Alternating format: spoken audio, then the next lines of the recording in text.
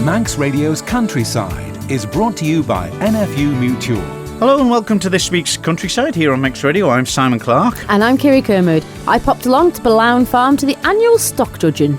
I find out more about the Ingligger Award that was presented at the Eel Very in Kirk Michael a couple of weeks ago. And also I talked to Laura Howe from the Manx Wildlife Trust about a rare finding that has been spotted under the waters of Langness.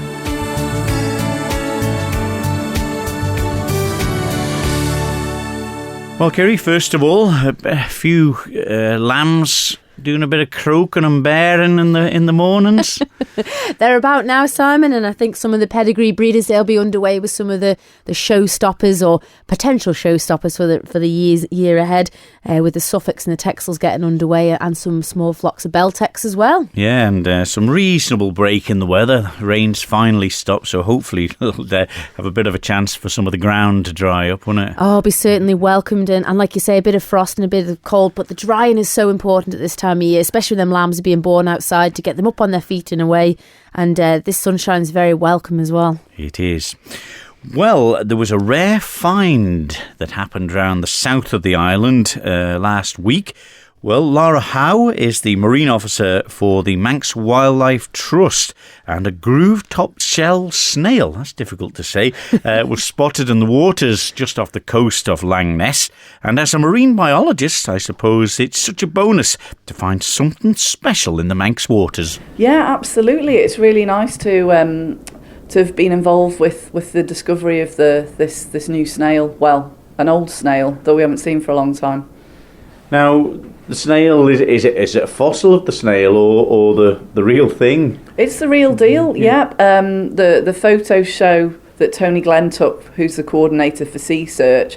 In the photographs you can see them, and we've been back since and actually collected some specimens to confirm ID.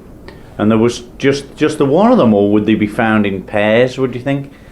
Not necessarily in pairs, but we found, a few once you get your eye in. There's a few there, so there's a small population, yeah.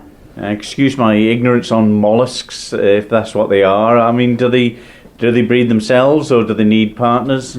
It depends on the species, so it can vary. Sometimes they need a partner, and sometimes they can do it themselves. Fair enough. What this significantly goes back, though. The last time it was sighted was, 180 odd years ago, was it? Yeah, something like that, by Edward Forbes, the Manx naturalist.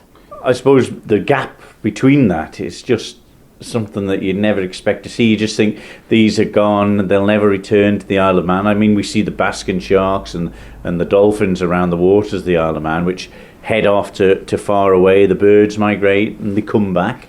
But not to have seen one or one to be spotted for that length of time is pretty incredible. It is incredible. I suspect it's helped by the fact that they're obviously very small, they're only a few millimetres tall.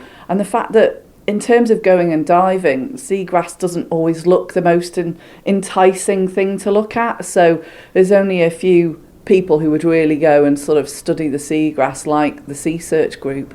So how did it get found? By accident, through a photograph. Tony had been down and taken some photos and had shared them with Peter Duncan at DEFA. And it was through that Peter found the picture of the snail. And then we went back and did some diving to confirm that they were there. So whereabout was this? Was this on just sort of an area of land that you were surveying randomly or for something else? No, so we were diving on the seagrass that's down at Langness. We like to go and do a few surveys a year just to see how it's doing and what's happening there. And it was through that the photos were taken along with video and things like that, and that's how they were identified. So people will be panicking, they'll be looking around Langness on the grass for these snails, but they're not on land. No, definitely not. They're marine. You'll definitely need some scuba kit to go and see them. Compared to like a common snail that we see in gardens and things, well, what's the sort of main difference between them? Obviously much, much smaller. They're only a few millimetres in height, in total height, and they're quite long and sort of tall shaped rather than that more sort of squashed snail shell that you sort of see with your garden snail. What about interest from other marine areas, are they quite excited by the find that's happened around the Isle of Man's waters? I think so. Obviously, it's picked up in the press quite well, which is really nice to see. Obviously, this is probably the most northerly extent for the snail species. Generally, it's a Mediterranean species, and it's only been, I think, seen as far north as like Anglesey and Dublin and places like that. So we're now sort of the most northerly extent for the snail, so that's great. You wouldn't think the Isle of Man Mediterranean climate would have attracted them, though? No, not really. It's a little bit cooler than the Med.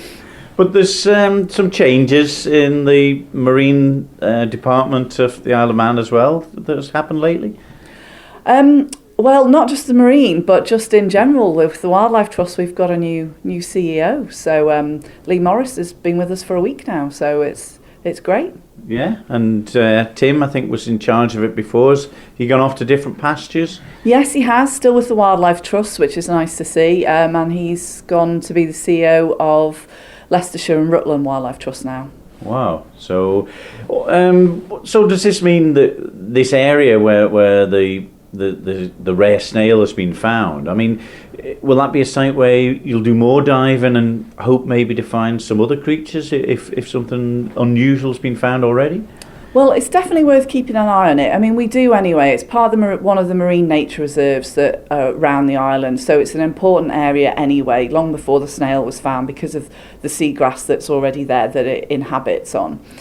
So we were already surveying anyway. I think more surveys will come to look after the snail and keep an eye on maybe the numbers, maybe there'll be some form of monitoring. It's early days yet. But also one of the key things is to keep an eye on it because of the development that's likely to happen at the old Golf Links Hotel there. And we want to make sure that, one, the seagrass isn't impacted by the development, but also anything else that calls the seagrass home, like this snail. Right. Well, what is the important about the seagrass? Is it just that creatures can hide in it and feed off it? Is that the main importance of it? Yeah. So it's a protected species anyway. So and obviously it gets great protection through our marine nature reserves anyway. It's great for carbon capture. So it's one of the great ways that the marine environment helps to mitigate against climate change.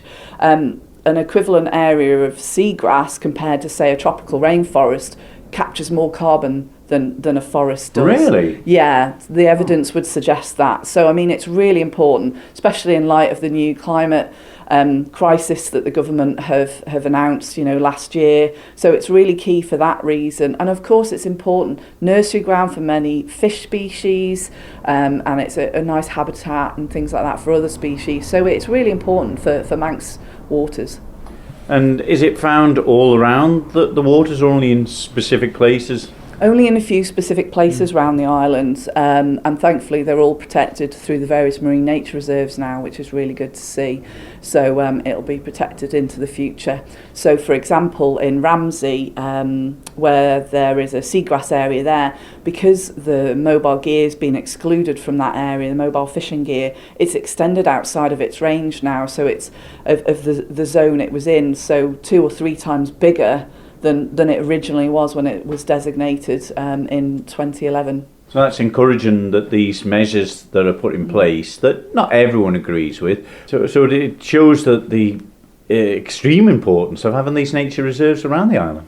Absolutely. And what's key as well, the nature reserves have an added benefit for the fishermen, and that's why they're really supportive of the nature reserves as well. This is a great collaborative work between fisheries and conservation, because it helps to protect the fisheries as much as it does protecting important habitats and species. So it's a win-win for everybody, and it's really great to see that there's such great collaboration and support for the marine nature reserves. The Marine Officer for the Manx Wildlife Trust, Lara Howe, telling me about the groove-top shell snail that they found there. 181 years, I think, since it was last spotted around the waters of the Isle of Man. My golly, what a find that would be. And the way it was found as well, just looking at the grass that's under the seas, the protected grass that helps, as Lara was saying, with the carbon emissions and things like that. And when they examined it closely, what's this little snail there? My God, it must have been great to be viewing that camera when that came about. It must have been. Isn't it lovely how those little animals are still around the shores of the Isle of Man? It is a really special place here. Yes, it is indeed. So you wouldn't know what's to come. So good work by the marine team on the island. From small, tiny snails to larger beasts. And I'm talking about the animals that they were judging, Kirree. Yes, the young farmers have had a very busy weekend down at Blown Farm there with Morris and Kevin Cool now taking a tenancy. And it was the beef stock judging. And I popped along to see how things were going and caught up with some of the people there. Janet Crane, you're the chairperson of the Southern Young Farmers, and here we are today at Blown for the annual stock judging. A fantastic turnout, Janet. Yeah, it's been, there's loads of people here. I'm quite surprised how many people have actually come to take part. And that's the thing, they say it's young farmers, but a lot of the events now aren't actually agricultural events. This is a farming event, obviously a great display of cattle on show, and a lot of non-farming people here in attendance. Yeah, there's loads of non-farming people here as well, and lots of younger people, like up and coming young farmers. So yeah, it's good. And do you think that is a nice element of the young farmers? Is it so spread out? You can 1 minute be doing stock judging, the next minute performing on stage, the next minute cookery. It is a broad spectrum of events. Yeah, you can literally do everything from, you can even play netball, you can cookery competitions, nights out, just sociable things. I think we're organising some bowling for a couple of weeks' time for our club. So, yeah. It's such a great organisation to be involved in. There's so much charity work getting done as well. And here today we've got Graham Watson, one of the renowned farmers for this type of judging. Yeah, Graham's really good. He won the Fat Stock Show there a couple of months ago. Yeah, he's really good, top of his game. And I must admit, Graham has probably taught all me. Taught all I know as well as stock judging. I remember him coming through the Southern Young Farmers, and it was fierce competition. I never actually did get to compete directly against him, but it's nice to see somebody, taking these skills home. These young farmers here today can take these skills back to their farms. Yeah, definitely. There's always something to be learned from different people that come and do the judging and stuff for us. So yeah. Young Farmers concert just around the corner. Yeah. Are you all prepared at the Southern? Not at all. Graham Watson, master judge here at the Southern Young Farmers annual beef stock judging. A great display of cattle by Kevin Cool at Blown. Yeah, it was an honour to be asked to come and judge them. I did it many years ago, judging as a young fella, but now it's nice to come back and give a bit back. And yeah, cattle are very good at Kev, and it's nice to see so many young farmers and lads and girls down here trying to learn what to do and coming into the profession. It is a great turnout. But you, Graham, will be judging this type of cattle week in, week out with your own farm business. Yeah, I'm always looking at them and pulling out which ones are ready, which ones are not quite there. So I sort of got a rough eye what I want and what I'm looking for. And yeah, the class that they did reasons on, most of them are right, and it's nice to see. And they had good reasons too, so I was impressed by them all. Very good. And this class in particular, Graham, it's quite tricky. You've got two native breeds, a shorthorn type and a blue type, and then you've got the two continental sorts with the Simmental and the Charolais. Is it difficult to have them as a four to judge? Yeah, in one way, but I'm just sort of looking what I want. I wanted the continental, the quality, the size, the killing out percentage and conformation. The two Charolais and the Simmental were good cattle above my blue, which is a smaller beast, leading on to the shorthorn bullock, which was only a bit small, and he's not going to kill out, so that was the reason. So I just went for my continentals today on the day. But there has been a bit of a swing, Graham, back towards the native cattle. You see in the farm and presses coming most weeks now, there seems to be a bit more of a swing back towards the native type, Graham, with the Hereford, Angus and the Shorthorn coming back into play. What would be the reasons for this?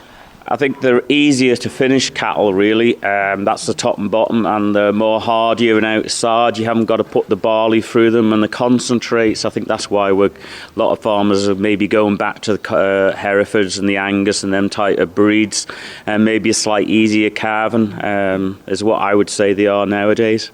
And people, you hear the margins are getting tighter on the beef suckler farms in particular. With not having to put in the added costs of extra feed and all the different rations that come from the mills, would this make a bit of a difference to it as well, the cost of rearing them? Yeah, it's all down to cost, I think. Barley and concentrates is getting expensive, whereas the Hereford and the Angus and them type, they don't need it. I like me confirmation, so I'm always going to be a continental guy type of guy. There's no getting away from it. That's it. And plus you've got to look at them every day and enjoy what you do, and I suppose that comes with it. That's the top and bottom. There's nothing nicer to walk into your shed and see something that's eye-catching, outstanding. And yes, we could have poorer types, but it's just nice, the show types and these quality continentals. I mean, they're hard to beat, and they're my style, the type of cattle. And that said, Graham, you won the Christmas Prime Stock Show with that type of beast. Yeah, they always. You got to have the continental in them to get that shape and conformation, and then it's just they're what the market wants really. For the butcher, he wants that conformation and cuts on them. So yeah, and I like an animal to look at, a good quality one. So yeah, I like me blues and me limmies and them type. They're my type. Brian Neal, it's been a very busy start to the year for the young farmers, especially on the charity front, with a great tractor run to start off with. Yeah, it was amazing. It was such a successful event. We had loads of people taking part, lots of people supporting, and yeah, we're still, people are still talking about it now. Hopefully they will be until we run it again this year, fingers crossed. Our charities will hopefully get there. We're going to do a check presentation soon, so that's for I'll Listen and Manx Breast Cancer Support Group, and I think in total, to split between the two of them, we've got around 10,500 so far. So yeah, it's great, and a massive thanks to Jim Nicholson as well, who collected money at the Paul Cleland Memorial Match on Boxing Day Rugby. He's put his donations into that and a game that they did down at Ramsey at the Moor Park there as well. So yeah, it was great, I know. It's really, really busy. And Finlo, you would have had a tractor in the event. What did it take to get all these tractors looking as amazing as they did? I think there was a lot of cleaning and a lot of dressing with the lights and stuff like that. I think some people spent like a week on them. Yeah, there was a lot of I spent about 5 hours and it didn't even touch the surface on plenty of them. Well, that's it. But it's a great event for the actual farming community to come together as well. Yeah, definitely.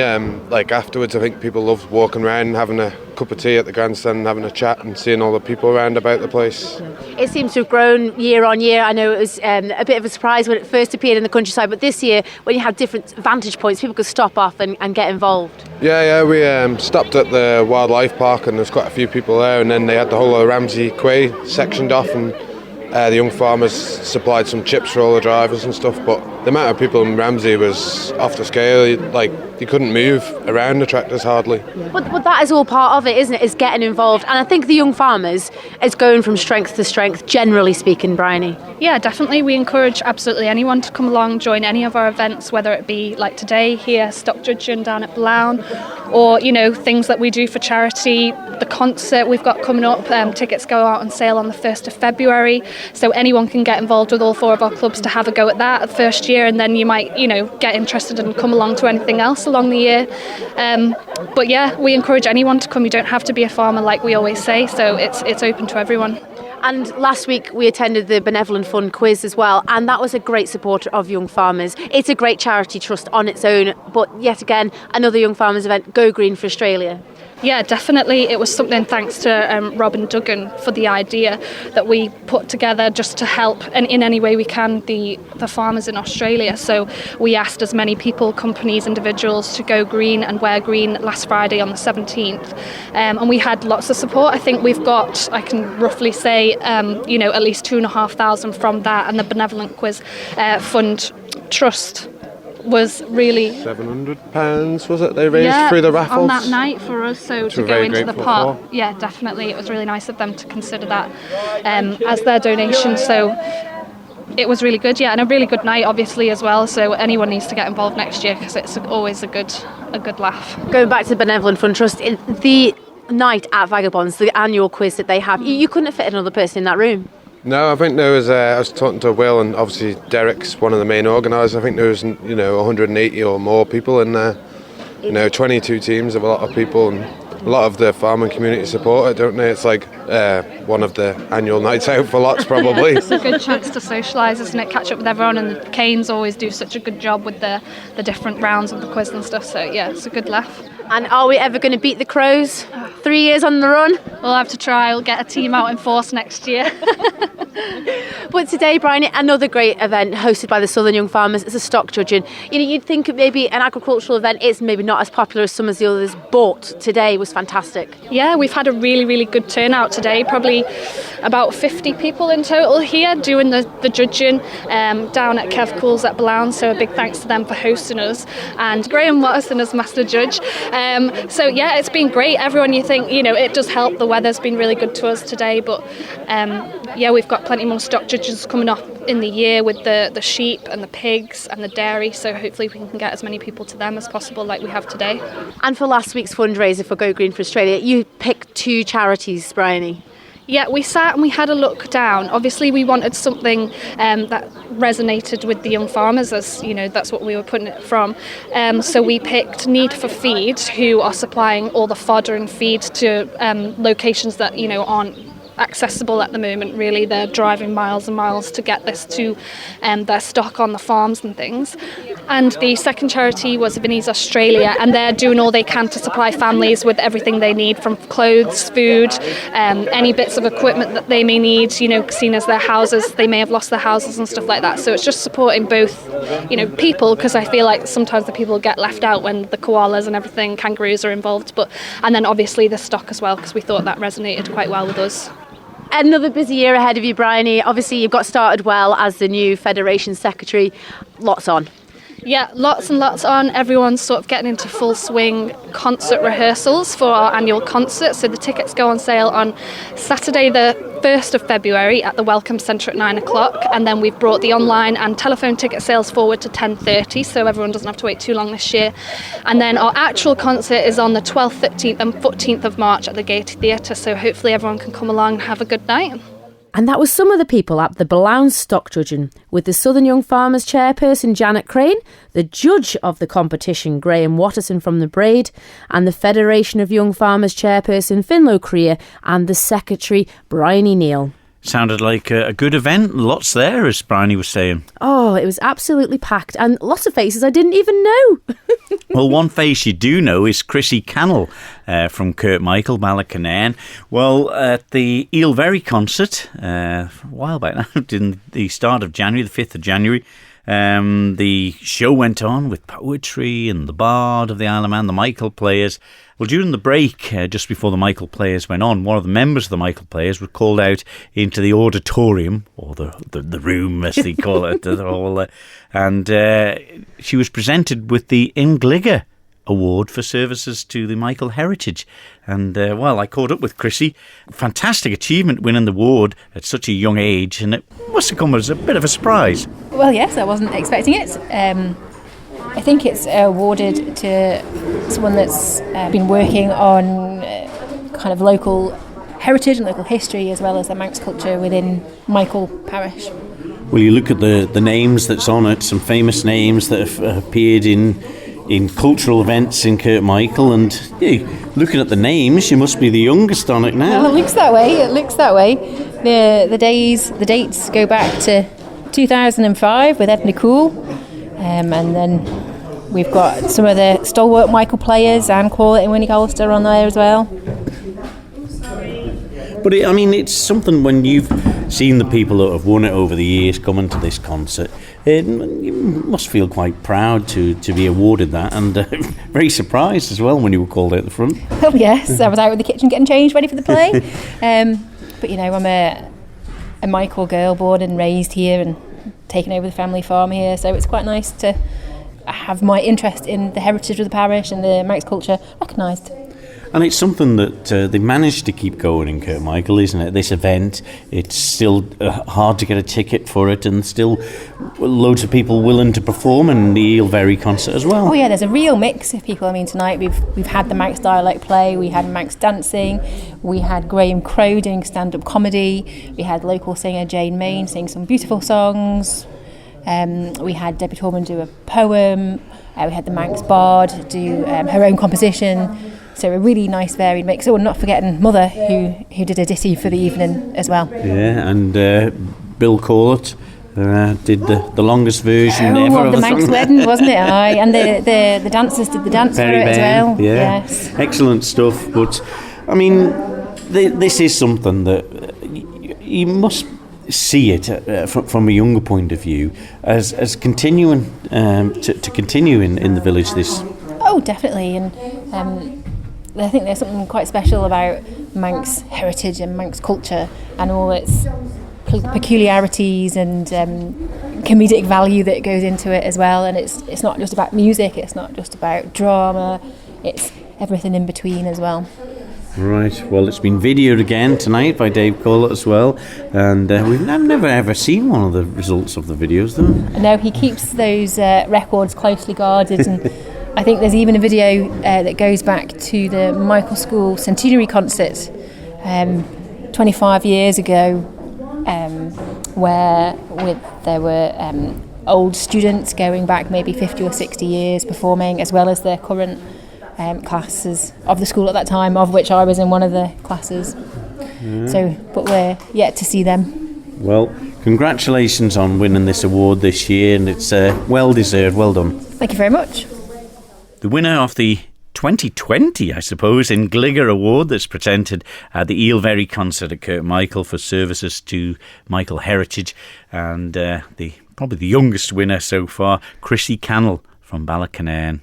She's a great girl, Chrissy. Yeah, she is. Really great. And a great farmer as well. They're farming with her dad, John Cannell. And yeah, what a great achievement. Like you say, at such a young age. But she's one of those people that's embraced the Manx culture, the Gaelic, the whatever. Yeah, her mother's so well into it as well, and such an influence on her, I would say. A real family affair, and well deserved. Yeah, it is. All right, well, that's all we've got time to squeeze into Countryside for this week. We're back next week with more. So from me, Simon Clark. And me, Kirree Kermode. We'll see you then. Ta-da. Bye-bye.